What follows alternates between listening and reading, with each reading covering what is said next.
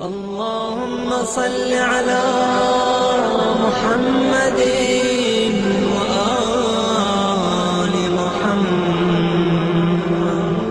یہ جو مسئلے کا پارٹ 2 لکھا گیا ہے یہ شیعہ فقہ سے ناواقفیت ہے۔ یہی وہ چیز بیسک ڈفرنس ہے وہابیت میں اور شیعت میں، عقیدے کے بعد عمل میں۔ کہ وہابیت کا ایک اصول ہے، اب میں اس وقت وہابیت کو ممبر والا کریٹیسائز نہیں کر رہا ہوں، ایک علمی بحث کہ وہابیت کا کہا ہے کہ صرف وہ کام کرو جو رسول اور اصحاب رسول نے انجام دیے، جو انہوں نے نہیں انجام دیے وہ نہیں کر سکتے۔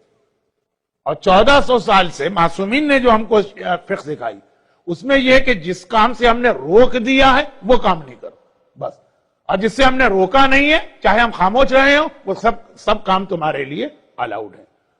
اور جہاں تک اس بات کا تعلق ہے کہ علم اور تابوت کو کسی امام نے بوسہ نہیں دیا، تو علم اور تابوت ایک جرنل بات اگر امام نے بتا دی، بہت ہی جرنل ٹائپ کی، کہ جو چیز ہم سے نسبت رکھے اس کو بوسہ دیا جا سکتا ہے، تو اب ضرورت نہیں ہے کہ عالم کی تصویر بنا کر امام کہیں کہ اس کو بوسہ دینا۔ جس چیز کا ہم سے ذرا سی بھی نسبت ہو جائے اس کو بوسہ دینا جو ہے تمہیں ثواب ملے گا۔ اس قسم کی کئی حدیثیں آئی ہیں۔ اور اگر ہم یہ اصول بنا لیں کہ صرف وہ کام کرنا ہے جو امام نے کیا، باقی سارے کام غلط، تو جیسا میں نے کہا شیعت اور وہابیت میں فرق نہیں رہے گا۔ تو پھر میں بتا دوں کہ شیعت نگیٹو طرح سے چلتی ہے اور وہابیت پازیٹو۔ وہابیت کہتی ہے جو انہوں نے کیا ہے صرف ہم کو وہ کرنا، چاہے 1400 سال بھی گزر گئے لیکن جو ان کے زمانے میں تھا۔ اچھا یہ کہتے تو ہیں، خود اس پہ سٹینڈ نہیں کرتے ہیں۔ مجھے اچھی طرح یاد ہے کہ ڈاکٹر اسرار احمد کا جو فتویٰ ایک بہت مشہور تھا کہ انڈا کھانا جو ہے وہ جائز نہیں، کیونکہ رسول نے کبھی انڈا نہیں کھایا۔ بہت جوک سا بھی بنا تھا لیکن اس نے کہا کہ اصول ہے ہمارا، جو کام رسول نے کیا۔ لیکن بعد میں خود انڈے کھاتے تھے اور وہ کہتے تھے کہ وہ مجھ سے غلطی ہوئی۔ یا یہ کہ جتنے وہابی حضرات ہیں وہ یہ کہتے ہیں کہ جلوس نکالنا حرام ہے کیونکہ رسول اور اصحاب رسول نے جلوس نہیں نکالے۔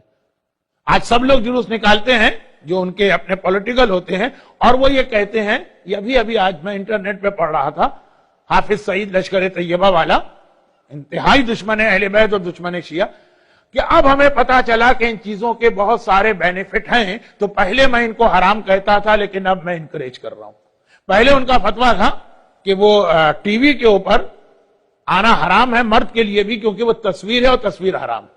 تو بڑی مشکل سے ایک انٹرویو دیا تھا انہوں نے ٹی وی پہ، لیکن شرط لگائی تھی کہ میں نقاب پہن کے انٹرویو دوں گا کیونکہ تصویر ہے۔ اب وہ ان کا اپنا چینل چل رہا، ہر وقت بیٹھے رہتے ہیں حضرت۔ پوچھا گیا یہ کیوں؟ کہا کہ اس کے بینیفٹ اب ہم کو پتا چلے۔ اور یہ ابھی میں آج ہی انٹرنیٹ پہ امت نیوز پیپر میں ان کا انٹرویو پڑھ رہا تھا۔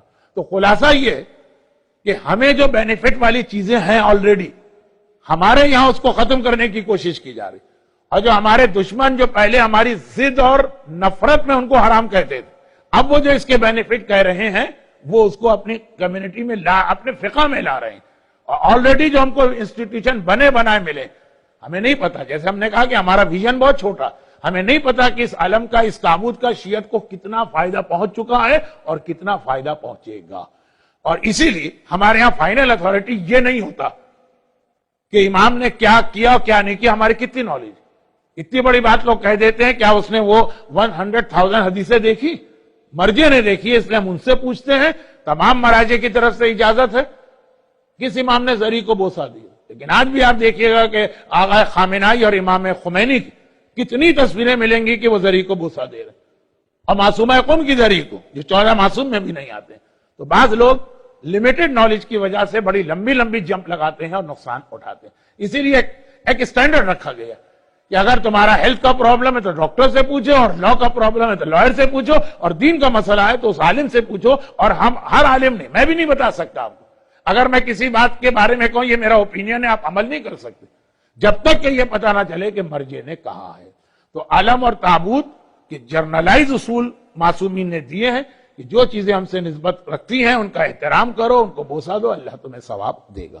یہ بہت لمبی بات اس لیے ہو گئی کہ آج کل ہماری قوم میں یہ ایشوز بہت سے سنسیئر لوگوں نے بھی اٹھا دیے۔ کیا مجلس میں تو مجمع ذرا شاعری والا تھا، کوئسچن آنسر میں شاعری والا اتنا مجمع نہیں لگ رہا، لیکن کوئی ایسا شعر ہے نا کہ میں ہوا کافر تو وہ کافر مسلمان ہو گیا. تو اب یہ ہے کہ جو ہمارے دشمن وہابیت کی سمجھ میں چیزیں آنے لگی کہ جلوس ہونے چاہیے اور ماڈلز، علم تابوت ماڈل ہے نا، زری تعزیہ حرام تھا ان کے یہاں. اب آپ جائیے مکے مدینے میں سب سے زیادہ خانہ کعبہ اور مسجد نبوی کے ماڈل ایز اے سووینئر وہ بیچتے، اس میں اور تعزیہ میں کوئی فرق نہیں. جو پہلے اتنا بڑا حرام تھا کہ تعزیہ دیکھنے سے نکاح ٹوٹ جاتے تھے، شوہر بیوی پر، بیوی شوہر پہ حرام ہوتا تھا. آج ہر سال حج کے موقع مینا کے میدان جب کنگ صاحب ایک رائل دعوت دیتے ہیں تمام دنیا کے اسلامک ایمبیسڈر کو، ہر ایک کو وہ ایک شبیہ پیش کرتے ہیں روضہ رسول کی. جو کل تک ہم کرتے تھے تو حرام تھا. کیوں؟ اس کے بینیفٹ ان کی سمجھ میں آئے. تو یہ میری اپنے نوجوانوں سے ریکویسٹ ہے جو